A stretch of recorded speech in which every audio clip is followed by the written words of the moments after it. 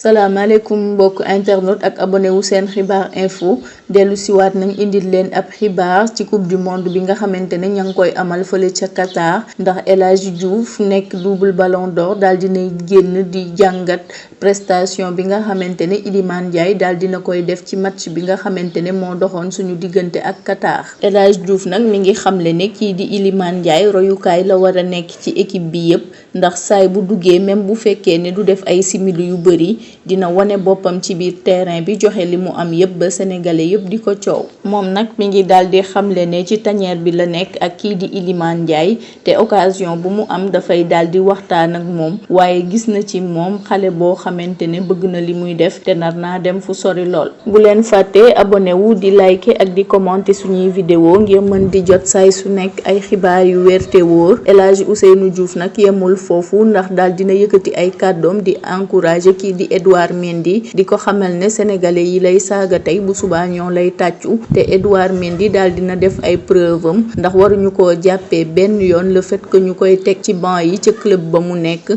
ndax foofu du place am ndax bokk na ci gardien de but yi nga xamante ne ñoo gën a mag ci monde bi.